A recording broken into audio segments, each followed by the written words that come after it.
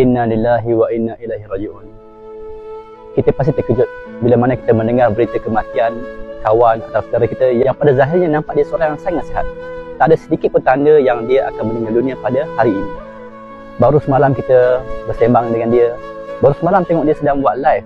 Baru semalam kita tengok story dia. Tiba-tiba pagi ini dapat berita dia dah meninggal dunia buat selama-lamanya. Tuan-tuan, yakinlah suatu hari nanti orang lain pula akan terkejut dengan berita kematian kita.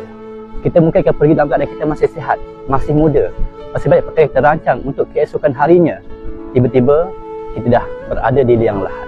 Tahu tak, siapakah insan yang paling terkejut dengan berita kematian kita? Mungkin anak kita, mungkin isteri kita, mungkin mak ayah kita.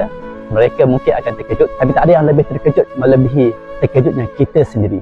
Setelah kita dipindahkan daripada alam dunia ke alam barzakh, dunia yang berlainan. Sama ada terkejut melihat lubang neraka ataupun terkejut melihat taman-taman syurga. Bayangkan satu orang yang mana kembali pada Allah Ta'ala dalam keadaan mereka berdosa, tak sempat bertaubat, mereka ahli maksiat.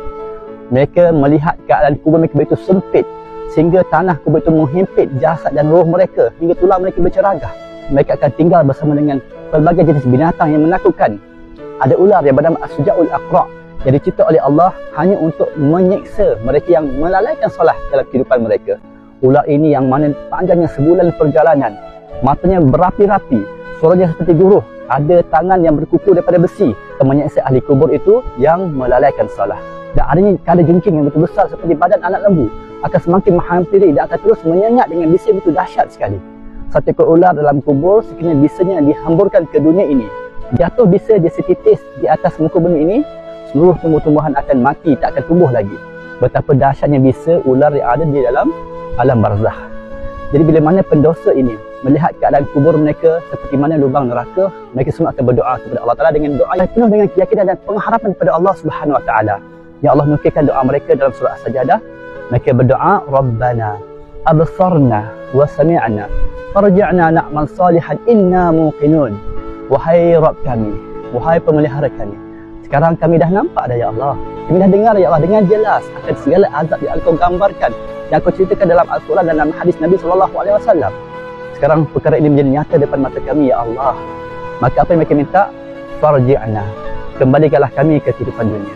Kenapa mereka nak balik ke dunia? Sebab di dalam kubur nanti tak ada apa yang kita boleh buat untuk kita ubah keadaan kubur kita.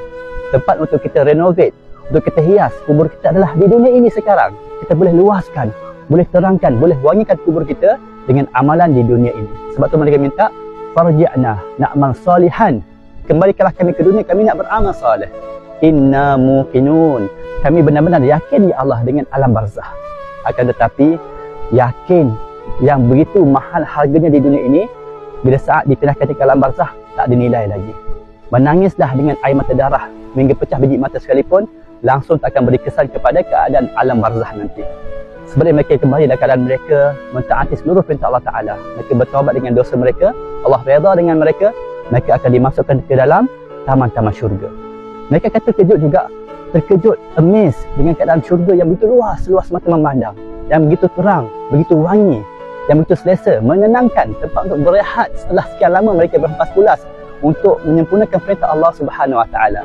Semoga Allah gunakan kita semua taman-taman syurga nanti insya-Allah. Jadi untuk itu kita di dunia sekarang, inilah saat untuk kita buat keputusan, untuk kita usaha betul-betul agar bila kita kembali nanti, kita akan terkejut dengan keindahan taman-taman syurga. Semoga Allah terima kita semua insya-Allah. Assalamualaikum warahmatullahi wabarakatuh.